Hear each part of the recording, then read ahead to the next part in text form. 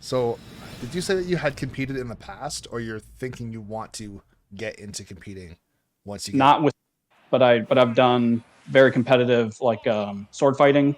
So it's similar to fencing. It's more of like a medieval boffer sport. Okay. But I'm pretty high level there. So I've been doing that for almost 20 years. Oh, geez. Okay. And before high school and stuff, I did a lot of wrestling and stuff. So I'm familiar with coaching. I coach in my sport.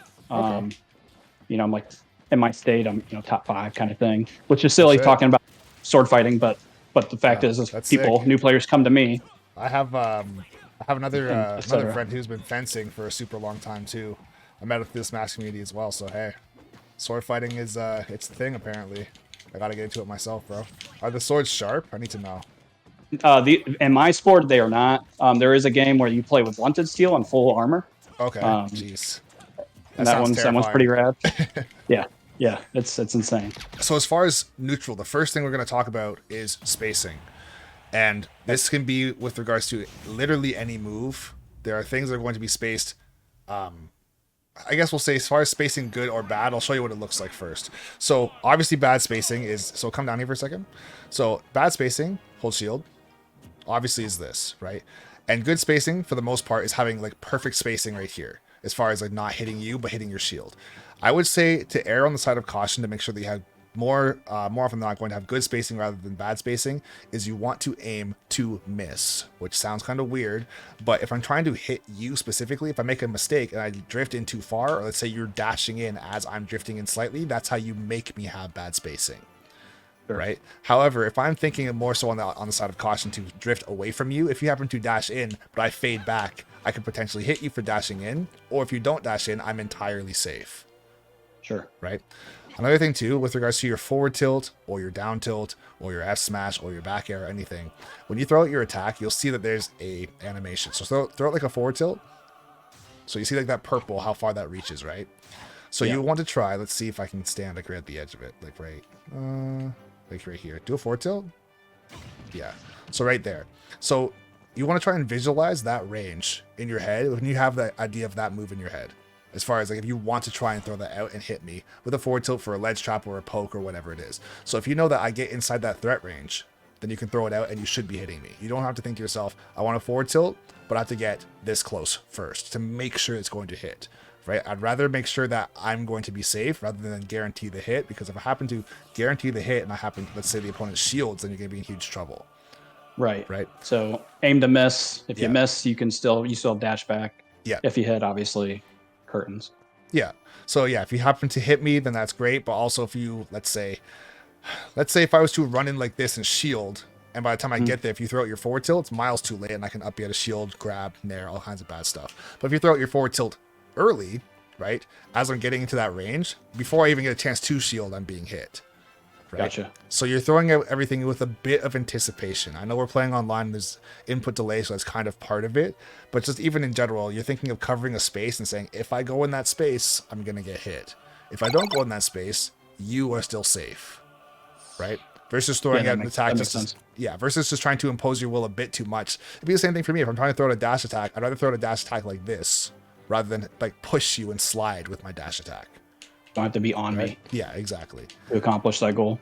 Yeah. So if I throw out this dash attack like this, let's say, well, like that would be bad because I'm way too far away. But if you're dashing in, and let's say I throw it out and it actually lands like right here, like the end of my dash attack, if you're trying to dash in with your own dash attack or dashing for a grab or jumping with a nair, you're going to land right on the sword. Right? Versus right on my face, basically. So right there. So let's just stop for a second. I know we haven't talked about like anything except for spacing yet, but as far as tech chasing goes, notice how you hit me with the back hit of your nair. It doesn't necessarily have to be the back hit, but notice how close I got sent to you, and I was put into a tech situation. Okay. So one of the ways you can also be getting kills is looking for situations like that, where you knock somebody down with like a weak hit nair or a down tilt, and then checking to see if they happen to miss their tech, or if they tech roll in, or if they go for a get up attack or whatever it is. So when you hit me with that nair like this, right? When I got sent into the corner, you could have ran up to me and gone for a down smash, right? Yeah. And you probably would have killed me. Roll, right? You would have caught miss tech, roll, miss tech into roll if I happen to have time to do that. So I could have rolled in or out. I could have gone for tech in place. You would have hit that too. Tech roll away and tech roll in. You would have covered literally everything except for get up attack if you were slow. Okay. Right. So whether or not you saw that, it's totally fine. But as far as that's one of the biggest things about Wolf is he has ridiculously good tech chasing.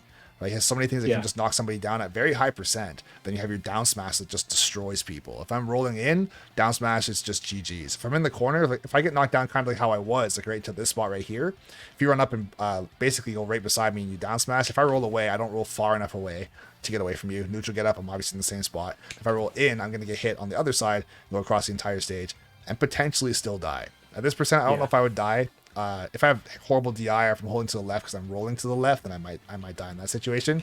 But it's just the fact that you can cover so many options there, right? If you're absolutely certain that I am going to roll in, that's when you could go for a dash back and then go for an F smash. So instead of me rolling and crossing you up like this, I'm rolling and then going to be in front of you still, right? I'll say that as far as tech chasing, it's a little bit more of an advanced thing because you have to make a read. Right, it's not automatic by any means. It's not a true combo at all, right? But if you get used to the idea of, oh, okay, I know for a fact that weak nair or down tilt is going to knock this person down, I'm going to, instead of rush and try and dash attack them, I'm going to wait and let them do something so I can see what their habits are like, right? If I have a get up attack habit, you can dash up to me and go for like, let's say, I probably just run up to me and go for F smash, right? After my get up attack, if I miss my get up attack, you dash in a little bit, go for F smash, or you dash in and go for down smash and just catch me. Right. Okay. Or you can even just wait until I finish my dash or my get up attack and go for a dash attack and hit me as well. Right. And I think that's why like fighting games, and this is only my first one. I do like follow other stuff like through Twitch and stuff. Mm-hmm. But I'm drawn to it, and my friends who play at Xanadu are really high levels in sword fighting, and they're drawn to it too because of the same thing, the flow chart of everything. Like combat is all just flow charts. Mm-hmm. And Smash in general, obviously, it's the only thing I know, but very, very similar to that. I feel like you're going to be miles ahead of the game from a lot of people because they don't have the background that you have at all, right? So they're learning all that stuff as if it's completely foreign, and if you already got that down, like that's one of the most difficult things in mentality for a lot of people to understand is like, why would someone do this because the flowchart said so? Like, why would it just happen? So people kind of just get lost thinking, okay, well, this person could literally do anything. And it's true, someone could do anything, but there's also a very high probability on what the average person would do, what the average skilled person would do, what the average scared person would do a high percent or in a certain matchup or whatever, let's say how you condition them. There's lots of things that can, lots of variables that can be impacted based on how you're conditioning somebody to change up the flow chart. But if you can condition them in a way that you're aware of, you can make it so that you can cover their options almost like a flow chart, almost like it's automatic because it's like, I know you're going to roll. I know you're going to jump. I know you're scared, so you're going to hold shield. Or as soon as I land on your shield, you're going to do nothing and let me get a grab, right?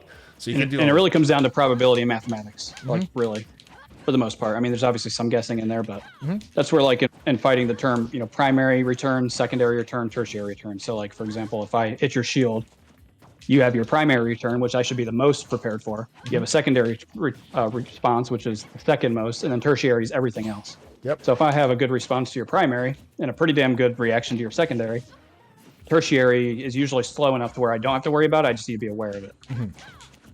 Yeah, it's the idea of like even in this game having mix-ups, right? Oh, I'm sad. Right, 100%, and that's the same exact thing.